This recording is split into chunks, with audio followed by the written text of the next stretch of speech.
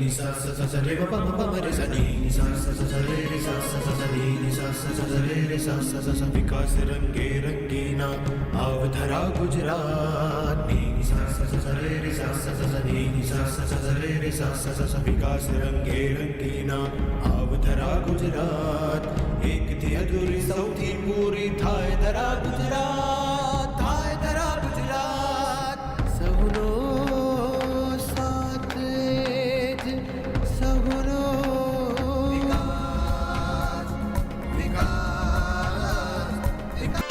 गुजरात एक समृद्ध राज्य, गुजरात प्रगतिशील राज्य,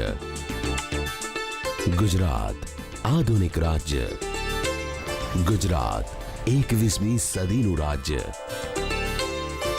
સાથે સાથે ગુજરાત એટલે શિલ્પ, સ્થાપત્ય, કલા કારીગરીની સમૃદ્ધ વિરાસતની આગવી ઓળખ ધરાવતું રાજ્ય। સાહિત્ય અને સંસ્કૃતિની સંપ્રભુતા, સોમનાથ દ્વારકાની પ્રાચીન શ્રદ્ધા અને પાટણની પ્રભુતાની ભવ્યતા એટલે ગુજરાતની સાંસ્કૃતિક, પ્રાચીન, ઐતિહાસિક વિરાસત, જેનો સાંસ્કૃતિક વૈભવ સૌને પોતાની તરફ આકર્ષે છે। પછી એ ગરવો ગિરનાર હોય, મોઢેરાનું સૂર્ય મંદિર, પાટણની રાણકી વાવ કે પછી હોય અડાલજની વાવ। જળ એ જીવન છે। જળનો સંગ્રહ એટલે જીવન રસની જાળવણી। ગુજરાતમાં પાણીના સંચય માટે ઊભા કરવામાં આવેલો સ્થાપત્યરૂપ વારસો એટલે વાવ। વાવ નિર્માણનો મુખ્ય ઉદ્દેશ જળ સંચય હતો। જ્યારે વરસાદ એકમાત્ર પાણી પ્રાપ્તિનો સ્ત્રોત હતો, ત્યારે વરસાદી પાણીનો સંગ્રહ તળાવમાં થતો। તળાવની ઉપર કોઈ આવરણ ન હોવાથી ઉનાળાના આકરા તાપમાં તળાવો સુકાઈ જતા અને જળ સંકટની સમસ્યા ઊભી થતી।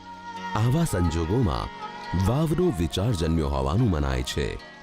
જમીનની નીચે ઊંડો કૂવો બનાવી આ કૂવા સુધી પહોંચવા માટે પગથિયાં બનાવવામાં આવ્યા, જેને આપણે વાવ કહીએ છીએ।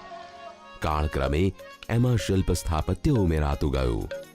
જુદા જુદા પથ્થરો વપરાવા લાગ્યા। આમ સાદી વાવ કલાત્મક રૂપ ધારણ કરતી ગઈ।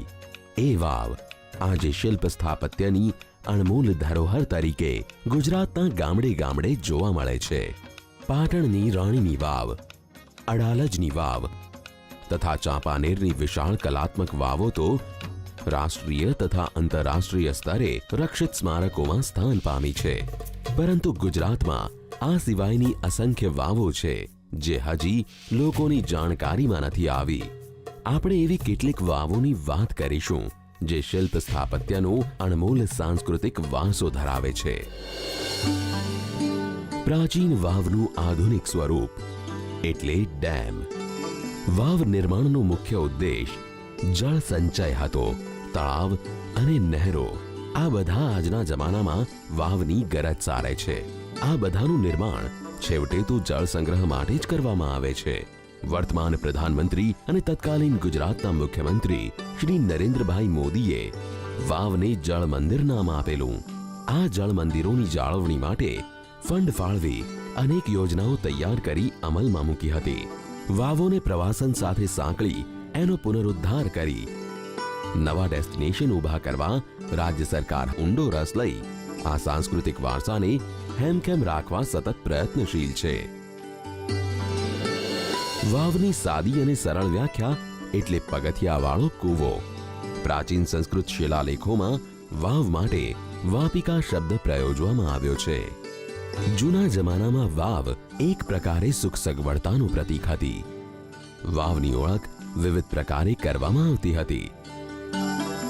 મોટા ભાગની વાવોમાં એક મુખ્ય પ્રવેશ દ્વાર જોવા મળે છે। વાવો ઉપર વિવિધ માળ બાંધવામાં આવતા, જેને કૂટ કહે છે। માળની સંખ્યાથી વાવોના પ્રકાર નક્કી કરવામાં આવતા, જેમ કે 3 માળવાળી વાવને નંદા વાવ, 2 પ્રવેશ દ્વાર તથા 6 માળવાળી વાવને ભદ્રા વાવ, 3 પ્રવેશ દ્વાર તથા 9 માળવાળી વાવને જયા વાવ જ્યારે 4 પ્રવેશ દ્વાર તથા 9 માળવાળી વાવને વિજયા વાવ તરીકે ઓળખવામાં આવે છે. મોટા ભાગની વાવ મંદિર પરિસરમાં કે એની નજીકમાં બનાવવામાં આવતી, જેમાં વિવિધ દેવી દેવતાઓની મૂર્તિઓનું સ્થાપન કરવામાં આવતું. એક માન્યતા અનુસાર વારુડી કે વારુચી માતા વાવની અંદર નદી, તળાવ કે દરિયાકાંઠે નિવાસ કરે છે, જેને ફળદ્રુપતાની દેવી ગણવામાં આવે છે. એટલે ઘણી જ્ઞાતિઓમાં છેડાછેડી છોડવા માટે લગ્ન પછી વાવના દર્શન કરવાનો રિવાજ છે. 17મી સદીમાં પર્શિયન ભાષામાં લખાયેલ મીરાતે અહમદીમાં અલી મોહમ્મદ ખાને લખ્યું છે કે ગુજરાત એ અસંખ્ય વાવોની ભૂમિ છે. આવો મેળવીએ કેટલીક વાવની માહિતી.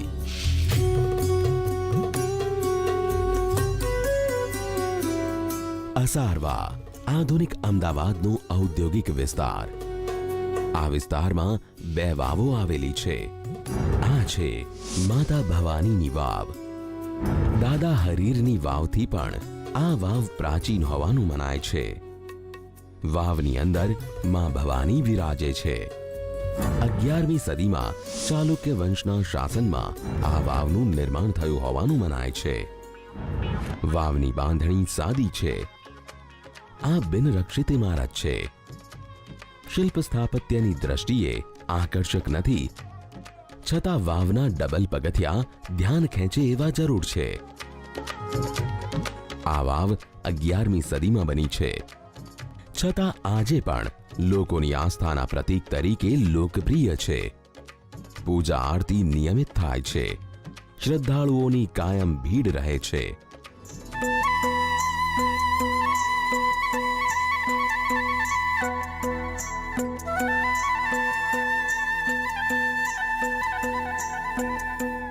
અસારવા વિસ્તારમાં જ દાદા હરીરની વાવ આવેલી છે. દાદા હરીરની વાવ સુલતાન મહમૂદ બેગડાના જનાના ખાનાની મુખ્ય નિરીક્ષક હરીર નામની બાઈએ બંધાવી હતી. આ વાવની બાંધણી હિન્દુ શિલ્પ સ્થાપત્ય શૈલીમાં છે, જે મુસ્લિમ અમલદારની દેખરેખમાં કરવામાં આવી હતી. વાવની લંબાઈ 241.5 ફૂટની છે. અંદરના મંડપ 16 ફૂટના છે. મંડપ ઊંચા નથી. થાંભલા પણ સાદા છે. દરેક ખંડમાં મસ્જિદની જેમ ગોખ પણ જોવા મળે છે. સમગ્ર વાવ કોતરણીથી પૂર્ણ છે અને એ જ એની સુંદરતા છે. દાદા હરીરની વાવ ભદ્રા જાતની વાવ કહેવાય છે. બેસવાનું કક્ષાસન સુંદર રીતે કોતરેલું છે. મુખ્ય પદ એટલે કે થાંભલાની બેસણીનો વિસ્તાર છે.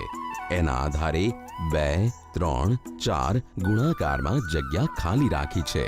તેથી સમગ્ર વાવનો સ્કેલ અત્યંત મનમોહક બન્યો છે. વાવને જોવા માટે દેશ વિદેશથી મોટી સંખ્યામાં પ્રવાસીઓ ઉમટી આવે છે.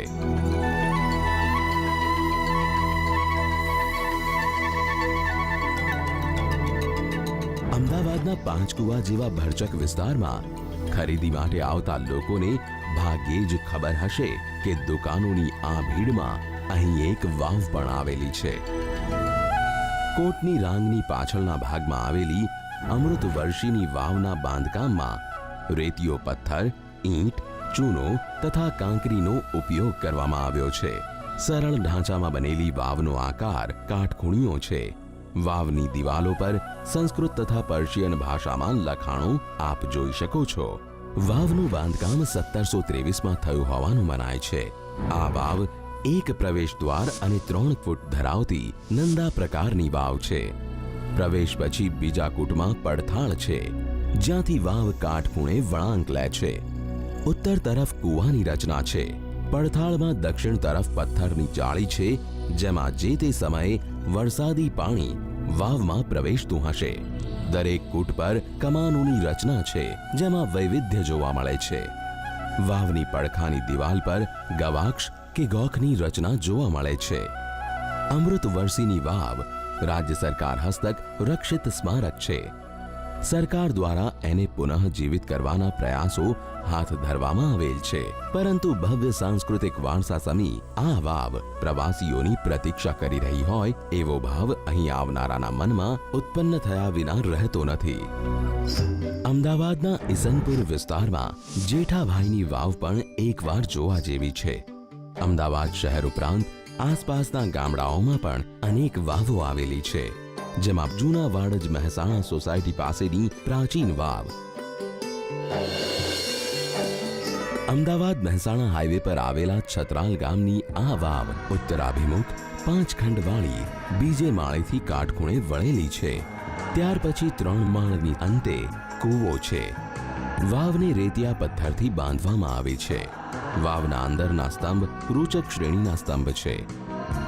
છતરાલની આ વાવ યોગ્ય જાળવણી, સ્વચ્છતા અને પુનરોદ્ધારના કારણે પ્રવાસીઓની નજરે ચડી નથી. પણ ક્યારેક આ માર્ગે જતા આવતા વાવની મુલાકાત લેશો તો ગુજરાતની વિસરાયેલી આ વિરાસતનું શું મૂલ્ય છે તે સમજાશે. આ જ હાઈવે પર પ્રવાસ આગળ વધારશો તો મહેસાણાની 2 વાવોના દર્શનનો લાભ મળશે.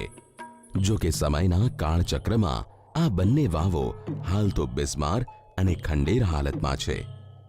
બિલાડીબાગ વિસ્તારમાં આવેલી આ વાવ ઝાડી ઝાંખરામાં ઢંકાઈ ગઈ છે.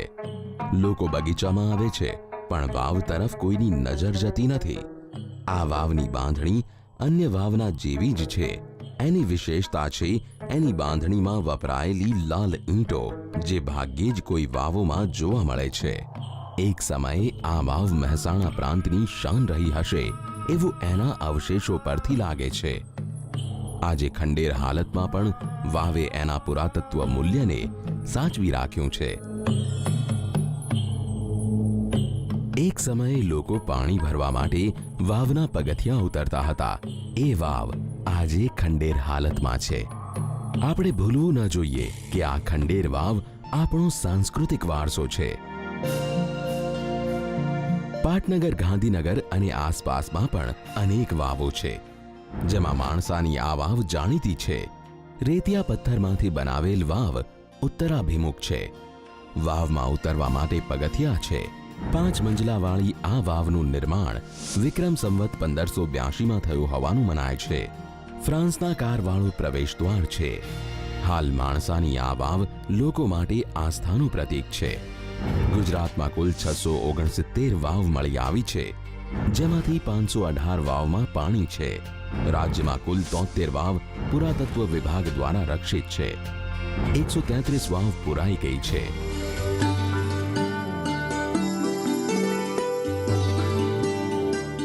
ધાંગધ્રામાં શીતળા માતાના મંદિર પાસે આવેલ તળાવમાં આ વાવ લોકોનું ધ્યાન ખેંચ્યા વિના રહેતી નથી. વિશાળ તળાવમાં નાનકડા બેટ જેવી આ વાવ ધાંગધ્રાની નાગજી બાવાની વાવની જેમ પોતાનું અલગ જ મહત્વ ધરાવે છે. સુરેન્દ્રનગર જિલ્લાના ધાંગધ્રા તાલુકામાં કંકાવટી નામનું નાનું ગામ આવેલું છે. કંકાવટીમાં આવેલી આ વાવ તળાવમાં ભળી ગઈ છે. આ વાવને સ્થાનિક લોકો માતૃ વાવ તરીકે ઓળખે છે. વાવમાં 1/2 મીટરના ગાળે 2 સમાંતર પાથ છે, અને આ બંને પાથને છેડે વાવ ફરતે એક ગોળાકાર પાથ સ્વરૂપે એકબીજા સાથે મળે છે. આ વાવમાં એકબીજાના સહયોગથી વાવનું માળખું ટકેલું છે. ચોમાસામાં આ વાવ પાણીથી ચારે તરફથી ઘેરાઈ જાય છે. ગામ લોકો એના પાણીનો ઉપયોગ કરે છે. જેગડવા આ નામ કદાચ કોઈએ સાંભળ્યું નહીં હોય. મુખ્ય માર્ગથી અંતરિયાળ ગામ જેગડવાની ભાગોળે ગામમાં પ્રવેશતા એક પુરાણી વાવ જોવા મળે છે.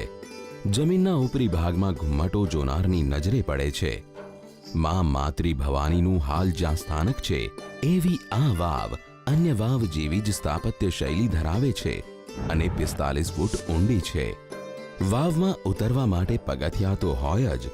સામાન્ય રીતે વાવ જમીન ઉપર ભાગ્યે જ દેખાતી હોય છે, જ્યારે જેગડવાની આ વાવ જમીનથી આશરે 5 ફૂટ ઉપર બાંધવામાં આવી છે. આ વાવની લાલ પથ્થરોની બનેલી દિવાલો, નકશીદાર ઘુમ્મટો દૂરથી પણ એક ઐતિહાસિક ઇમારતના એંધાણ આપે છે. વાવના ઉપરના ભાગમાં પણ પગથિયાં છે. આ વાવની સાથે પશુઓને પીવાના પાણીનો હવાડો તથા લોકોપયોગી કુંડ પણ નજરે પડે છે.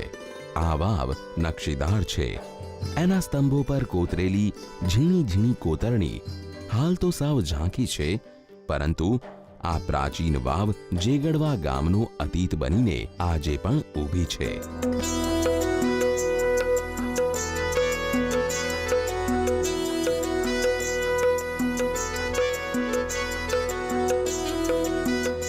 જેગડવાથી આગળ જતા હામપુર ગામ છે. ત્યાં પણ એક જૂની અને ભવ્ય વાવ આવેલી છે.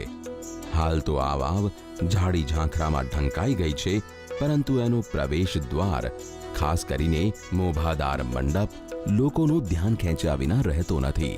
ગામની ભાગોળે આવેલ આ પ્રાચીન અવશેષ ગામની શાનને વધારે છે.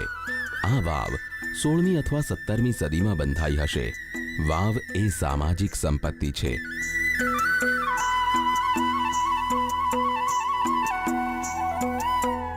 રાજ સીતાપુરમાં આવેલી આ વાવ પાણીથી ભરેલી છે. હાલ ભૂગર્ભ બાંધણી જોઈ શકાતી નથી.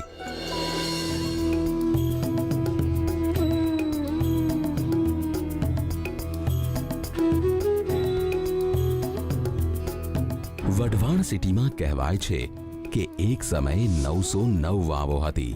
સમયના પ્રવાહ સાથે વઢવાણનો એ ભવ્ય ભૂતકાળ આજે અતીતના ઓટલે બેઠો છે. હાલમાં વઢવાણમાં કેવળ 4 વાવો અસ્તિત્વ ધરાવે છે. આ 4 વાવો આજે પણ વઢવાણની વાવોના પ્રાચીન ઇતિહાસની સાક્ષી પુરાવે છે. કોટની રાંગમાં લાખોપોળમાં આવેલી માધા વાવ વઢવાણની પ્રખ્યાત વાવોમાંની એક વાવ છે જે જીવંત છે. માધા વાવનો ઇતિહાસ 700 વર્ષથી વધારે જૂનો છે. વાઘેલા સોલંકી રાજા સારંગદેવના મંત્રી માધવે ઈસવીસન 1294માં બંધાવી હોવાનું મનાય છે. વાવમાં પાણી ફૂટે એ માટે માધવ મંત્રીના પુત્ર અને પુત્રવધુએ સ્વૈચ્છિક બલિદાન આપ્યું હોવાનું પણ કહેવાય છે. ફ્રાન્સના કાર છાવણ અને કળશ ધરાવતી 6 કૂટવાળી આ વાવ એની ઇલિકા મહાત માટે પ્રખ્યાત છે. વઢવાણમાં માધા વાવ ઉપરાંત લાખુપોળની સામે લાખુ વાવ છે. આ વાવ રિનોવેટ કરવામાં આવી છે. પાણીથી ભરેલી છે. મંદિરનું સ્થાનક હોવાથી સાફ સફાઈ પણ જોવા મળે છે. એવી બીજી વાવ લીમડી માર્ગે ગંગા વાવ છે. ગંગા વાવ પ્રાચીન વાવ છે. પ્રવેશ દ્વારમાં મંદિર બનાવવામાં આવ્યું છે. પાછળ વાવના પ્રાચીન અવશેષો જોવા મળે છે.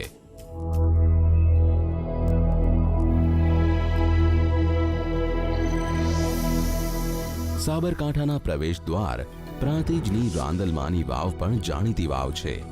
મહાકાલી મંદિર પાસે આવેલી આ પ્રાચીન વાવ આશરે 500 વર્ષ જૂની હોવાનું કહેવાય છે, જેનું નિર્માણ રાજા ભાંખરસિંહે કર્યું હતું. માલની હેરફેર કરતા વણઝારા સમુદાય અને પોઠો માટે પાણીની વ્યવસ્થા તથા વિસામા અર્થે બંધાવી હતી. પ્રાંતિજથી હિંમતનગર પહોંચીએ તો હિંમતનગરમાં પણ વાવો છે. હાજીઓની વાવ, પાવર હાઉસ પાસેની દરબારી વાવ, મા મંદિર પાસે આવેલી વાવ ઉપરાંત કુંડ પ્રકારની વાવ આવેલી છે. કુંડ પ્રકારની વાવ સિવાયની અન્ય વાવો લગભગ અન્ય બાંધકામોમાં ઢંકાઈ ગઈ છે, પણ આ વાવ દર્શનીય છે. સાબરકાંઠામાં ઈડર ઉપરાંત બાજુમાં ગંભીરપુરામાં 70 ફૂટ ઊંડી વાવ આવેલી છે. આ વાવમાં પાણી નજરે પડે છે. વાવની બાંધણી સામાન્ય છે છતાં આકર્ષક છે.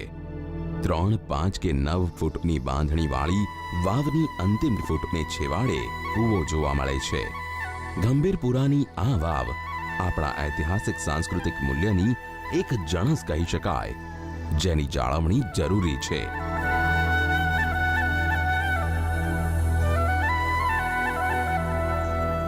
ઈડર પાસેના ઇલોલ ગામમાં પણ 2 વાવો આવેલી છે.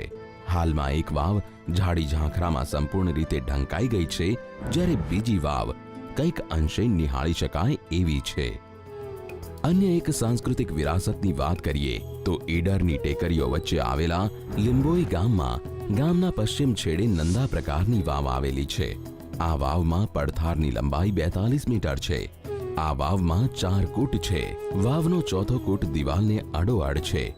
વાવની બંને તરફ વર્તુળાકારે સીડીઓ આવેલી છે. આ વાવનો ચોથો કૂટનો શમિયાણો આજે પણ અકબંધ છે, જે 4 સ્તંભ પર રચાયેલો છે, જેમાં શંકુ આકારનો ઘુમ્મટ છે, જ્યાંથી આગળના ભાગથી પડથાળને જોઈ શકાય છે. બીજા કૂટમાં જમીનના તળથી થોડે અદ્ધર શમિયાણો છે. અહીં પડથારનો ભાગ લગભગ 1.5 મીટર નીચે શરૂ થાય છે. આ વાવમાં પ્રવેશ દ્વારના શમિયાણાનો આકાર ત્રાંસો છે. આ વાવને ચતુર્મુખ અથવા ચૌમુખ કહેવામાં આવે છે.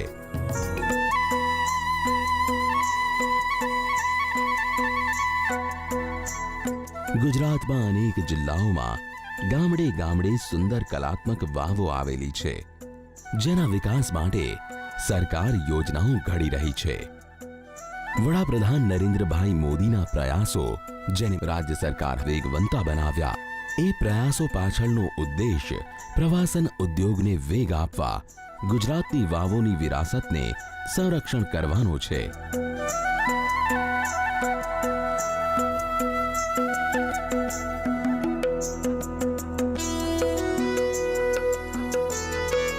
વાવ એ માત્ર આપણી કલા સંસ્કૃતિની ધરોહર જ નથી, પણ આજે જળ સંગ્રહ માટેની આધુનિક પદ્ધતિઓની જનક પણ છે. પ્રગતિશીલ ગુજરાત સરકારના પ્રગતિ પથ પર વાવ અતીત છે. આ અતીતને અતિ મૂલ્યવાન બનાવવાની કામગીરી રાજ્ય સરકાર કરી રહી છે. ત્યારે આ વાવોના પાણીમાં ભવ્ય ભૂતકાળનો ભાતીગળ ઇતિહાસ બોલતો થશે. સહુનો સાથ જ સહુનો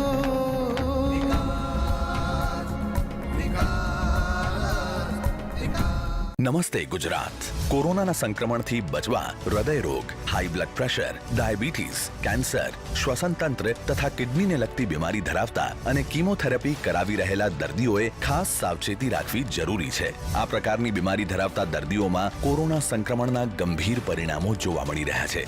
જો આપ આ પ્રકારની બીમારી ધરાવો છો તો શક્ય હોય ત્યાં સુધી ઘરની બહાર જવાનું ટાળો. દરેકથી 1 મીટરનું અંતર જાળવો. ઘરની બહાર નીકળો ત્યારે માસ્ક અવશ્ય પહેરો. વારંવાર સાબુ અને પાણીથી હાથને બરાબર સાફ કરો. વ્યક્તિગત સ્વચ્છતા જાળવો. વધારે પ્રમાણમાં લોક સંપર્કમાં આવતી વસ્તુઓને સ્પર્શવાનું ટાળો. ડોક્ટરની સલાહ મુજબ ઘરે બનેલો, તાજો, ગરમ અને પચવામાં હળવો આહાર લો.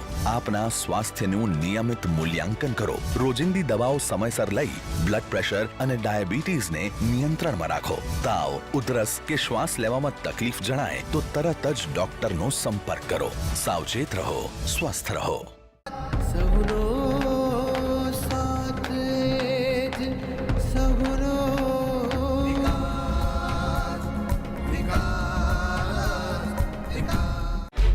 સમય ડરવાનું નહીં, કંઈક કરવાનું છે. ઘરની બહાર તમામ સ્થળે માસ્ક પહેરવું ફરજિયાત છે. માસ્ક અપનાવો, જીવન બચાવો. સાબુ અને પાણી કે એલ્કોહોલ યુક્ત સેનિટાઈઝર વડે હાથને વારંવાર સાફ કરો. અને યાદ રાખો, એકબીજાથી 2 ગજની દૂરી ખૂબ જરૂરી. હજારો લોકો કોરોનાને માત આપી ચૂક્યા છે, તો ચાલો આપણે પણ નવી આદતો અપનાવીએ. કોરોનાને હરાવીએ. હું સુરક્ષિત, મારો પરિવાર સુરક્ષિત, મારો દેશ સુરક્ષિત.